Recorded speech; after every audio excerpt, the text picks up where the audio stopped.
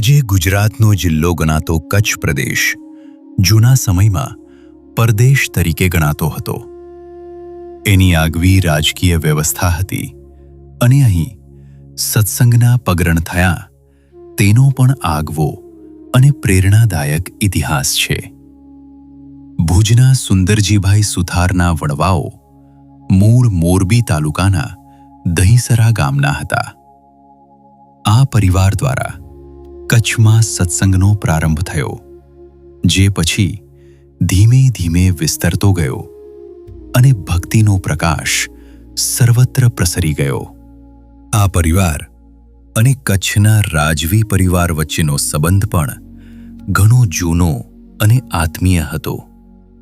ઇતિહાસ મુજબ એક સમયે રાજખટપટનો ભોગ બનેલા કુંવરરાવ ખેંગારજી પોતાનો જીવ બચાવવા માટે ભાગીને દહીસરા ગામની પાદરે આવી પહોંચ્યા હતા. ત્યાં આ સુથાર પરિવારની એક સમજદાર દીકરીએ તેમને ઓળખી લીધા હતા અને અત્યંત જોખમ હોવા છતાં તેમને સુરક્ષિત આશ્રય આપ્યો હતો. ત્યારબાદ કુંવરરાવ ખેંગારજીએ અમદાવાદ જઈને ત્યાંના સૂબાની સૈન્ય મદદ મેળવી અને ફરીથી કચ્છનું રાજ્ય હસ્તગત કર્યું. રાજા બન્યા પછી પણ તેઓ પેલા સુથાર પરિવારનો ઉપકાર ભૂલ્યા નહોતા. તેમણે તે દીકરીના પરિવારને માન સન્માન સાથે ભુજ તેડાવ્યા અને રાજ્યાશ્રય આપ્યો. આ પરિવાર પ્રત્યેના આદરને કારણે સમાજમાં તેમનો વિશેષ પ્રભાવ હતો અને તેમને રાજવી તરફથી ખાસ માન મરાદબો પ્રાપ્ત થયો હતો. આ સુથાર પરિવારની 12મી પેઢીએ નાગજી સુથારના 2 પુત્રો હીરજી અને સુંદરજી હતા. તેમના માતુશ્રીનું નામ રૂપાબાઈ હતું. આ પરિવાર ભક્તિ અને સેવા માટે સ્વભાવથી જ ઝુકાવ ધરાવતો હતો. તેમની અંદર સદ્ભાવ અને સંત પ્રેમનું બીજ પહેલેથી જ વાવાયેલું હતું, જે યોગ્ય સંજોગોમાં ફૂલી ફાલી ઉઠવાનું હતું અને આગળ જઈ સત્સંગના વિકાસમાં મહત્વપૂર્ણ ભૂમિકા ભજવવાનું હતું. આ પરિવારને સત્સંગનો રંગ લગાવવામાં મુખ્ય કારણ બન્યા શ્રી મુક્તાનંદ સ્વામી.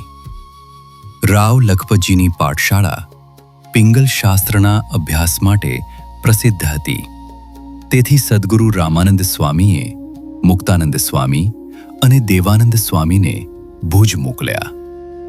આ સંતોના આગમનથી ભુજમાં આધ્યાત્મિક પ્રવાહ શરૂ થયો અને ઘણા જીવાત્માઓના જીવનમાં પરિવર્તન આવવાનું આરંભ થયું. અહીંની ધર્મશાળામાં યોગ્ય વ્યવસ્થા ન હોવાથી સંતો ભિક્ષાવૃત્તિ માટે સુથાર પરિવારના ઘેર આવ્યા. રૂપાબાઈએ ખૂબ ભાવથી ભિક્ષા આપી. સંતોના તેજસ્વી ઓજસથી તેઓ અત્યંત પ્રભાવિત થઈ ગયા. તેમણે સંતોની પરિસ્થિતિ જાણી પોતાના પુત્રોને વાત કરી. હીરજી અને સુંદરજી પણ સંતોના દર્શનથી પ્રભાવિત થયા અને તેમણે એક અવાવરું ઓરડી સંતોને ઉતારા માટે સમર્પિત કરી દીધી. તે ઓરડીની બાજુમાં એક વડવૃક્ષ હતું, જેમાં ભૂતો વસતા હતા અને સામાન્ય લોકોને ઉપદ્રવ કરતા હતા. પરંતુ સંતોના પ્રભાવથી તેઓમાં પણ પરિવર્તન આવ્યું. તેમણે મુક્તિ માટે પ્રાર્થના કરી.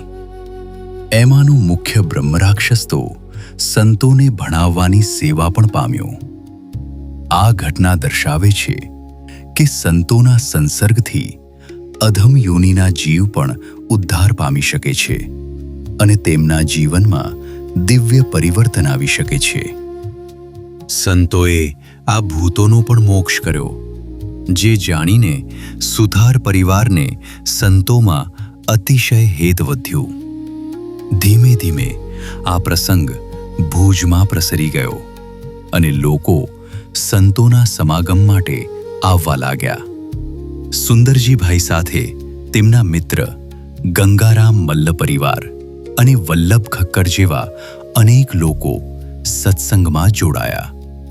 આ રીતે એક નાના સંસર્ગથી શરૂ થયેલો સત્સંગ હવે સમાજમાં વ્યાપક રીતે ફેલાતો ગયો. સમય જતાં સત્સંગનો વ્યાપ એટલો વધ્યો કે ખુદ રામાનંદ સ્વામીને કચ્છમાં વારંવાર પધારવું પડ્યું.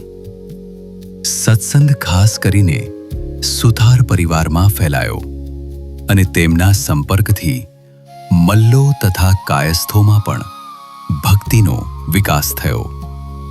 ભુજ ઉપરાંત કેરા, કાળા તલાવ, તેરા અને માનકુવા જેવા ગામોમાં પણ સત્સંગ સારા પ્રમાણમાં ફેલાયો અને લોકો ભગવાન તરફ આકર્ષિત થવા લાગ્યા.